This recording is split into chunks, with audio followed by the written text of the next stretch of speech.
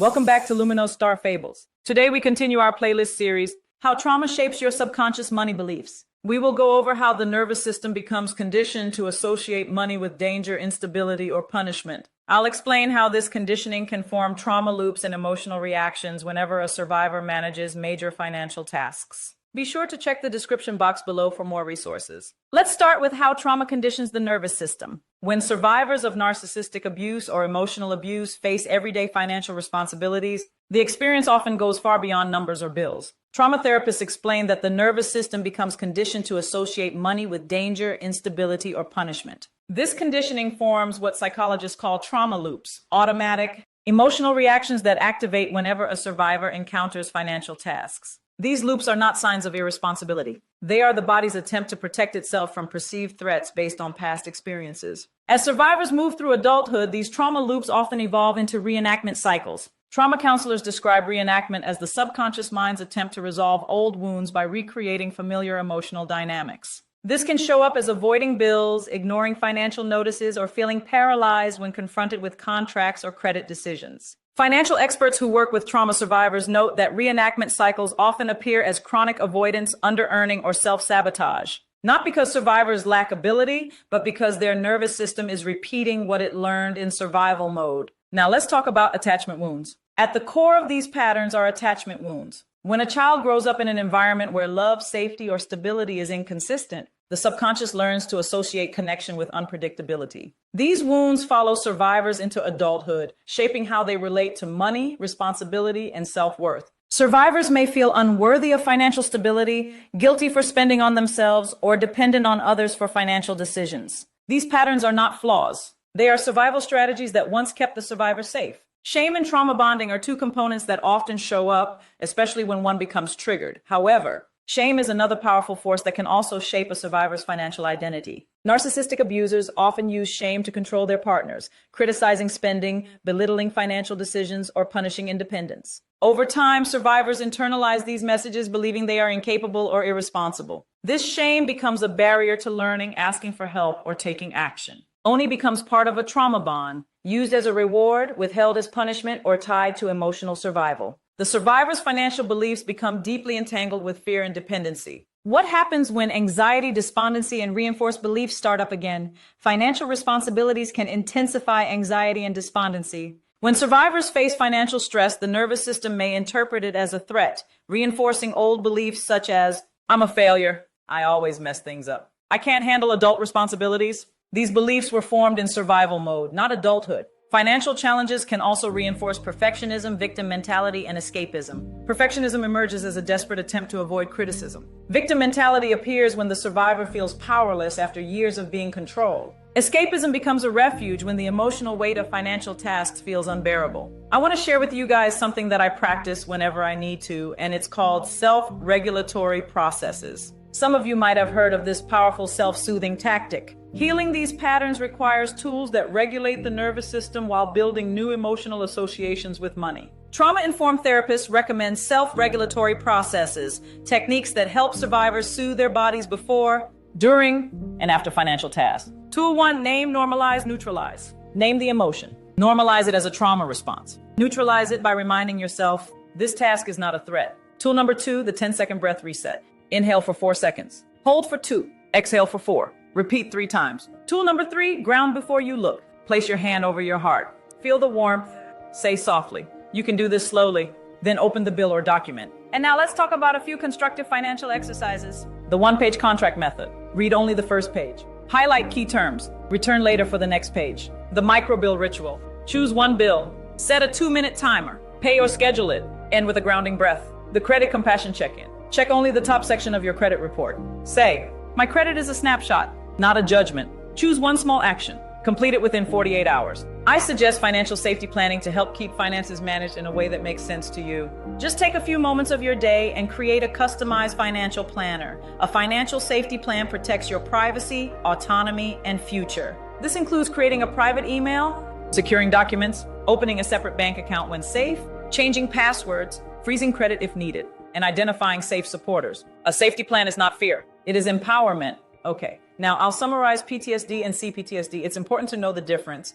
especially if you're going to counseling or participating in a group for mental and financial support. PTSD develops after a single traumatic event and may include flashbacks, hypervigilance, avoidance, and emotional distress. CPTSD develops after prolonged trauma, such as narcissistic abuse or childhood neglect. It includes PTSD symptoms plus emotional dysregulation, chronic shame, difficulty trusting, and trauma-based beliefs about self-worth. Survivors are not broken or irresponsible. They are healing from experiences that rewired their emotional, relational, and financial identities. With trauma-informed tools, somatic grounding, and gentle exposure, survivors can break trauma loops, heal attachment wounds, release shame, and rebuild a financial identity rooted in autonomy, dignity, and long-term stability. Healing is not about perfection. It is about progress, compassion, and reclaiming the parts of yourself that were never allowed to thrive.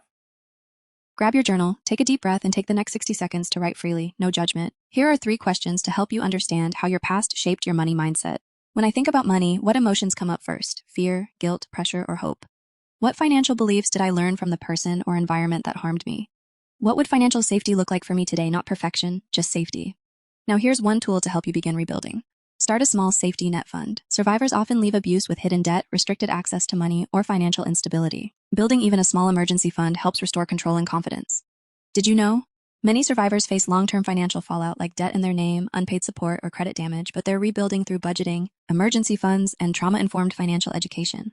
Research found that journaling can cause up to 35% reduction in cortisol levels, which is a reduction in stress-related illness. 70% of licensed mental health care practitioners recommend journaling. Be sure to check out resources in the description box below. Hello and welcome. Before we dive in, I just want to acknowledge the courage it took for you to even be here. We put this explainer together to really honor your experience and your desire to rebuild your financial identity with clarity, with safety, and with dignity. If you're here, my guess is you know exactly what this loop feels like. You might feel ashamed or just completely confused about money. Or maybe you find yourself in these patterns you just can't seem to understand.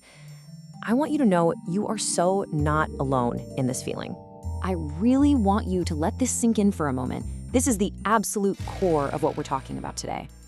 This isn't about fixing some flaw in you. It's about gently and courageously rebuilding a part of yourself that, honestly, was never given the chance to thrive in the first place. All right, so let's get into it. First, we're gonna unpack why these patterns happen, giving you that clarity you absolutely deserve. And then we're gonna walk through some gentle, practical ways you can start building a new, more empowered future for yourself. Okay, first things first, you are not broken. The behaviors you might be struggling with are not signs of you being irresponsible. They're actually highly intelligent survival mechanisms that we're gonna call trauma loops. So, what's a trauma loop? Well, think about it. If money was ever used as a tool for control or criticism or just general instability in your past, your nervous system learned to connect money with danger. So today, when you have to face a bill or look at your bank account, that freeze or panic you feel, that's your body trying to protect you based on old information. It's a conditioned response, not a character flaw. And these trauma loops, they're often rooted in something even deeper. We're talking about attachment wounds. You know, when love or a feeling of safety was unpredictable when we were kids, our subconscious learned to link connection with chaos. And that directly shapes how we handle money, independence, and our own self-worth as adults. Does any of this sound familiar? Maybe overgiving to feel worthy of love, or feeling anxious when things are actually stable because chaos just feels more like home? These aren't personal failings. The source material calls them attachment adaptations. They are brilliant strategies your younger self developed just to survive.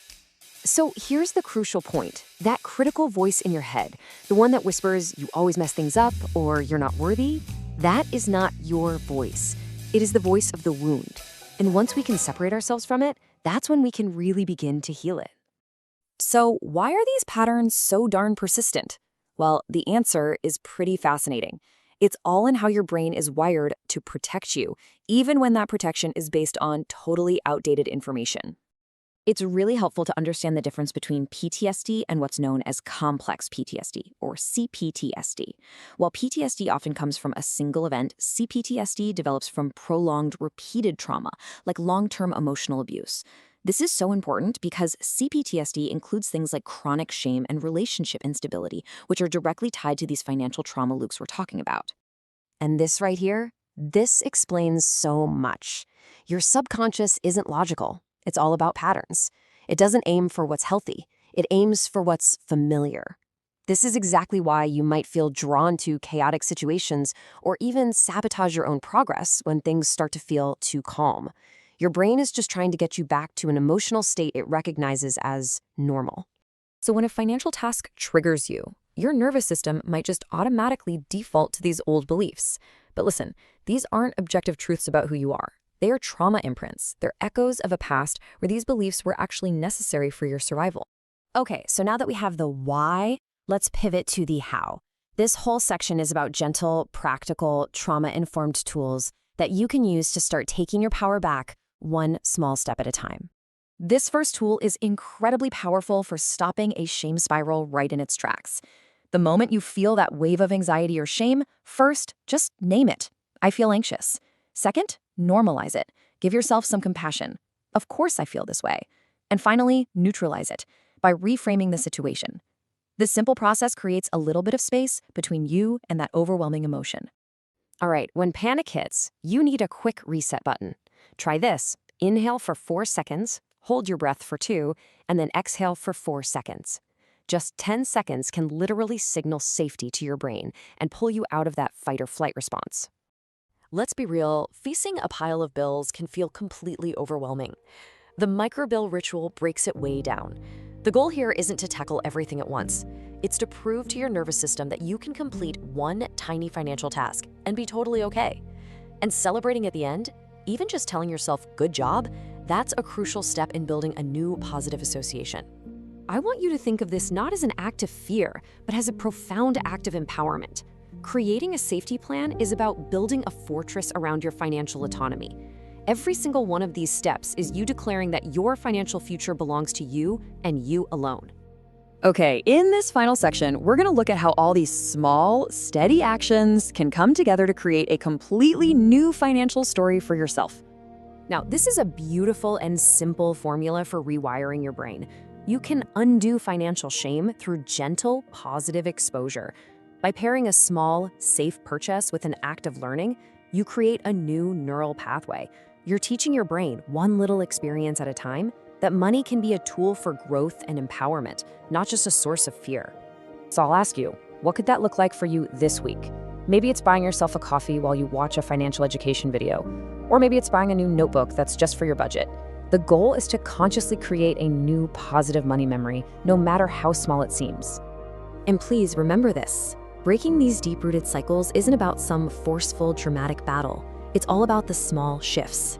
Choosing differently just once, setting one boundary, pausing for a breath before you react. Every subtle, steady choice is a sacred act of healing. I want to leave you with this affirmation. This is your story to write. You are not your past patterns. You are allowed to feel safe with money, and you are allowed to feel safe in love. You are already rewriting your story, and you are doing it with so much clarity, dignity, and incredible courage. Hello.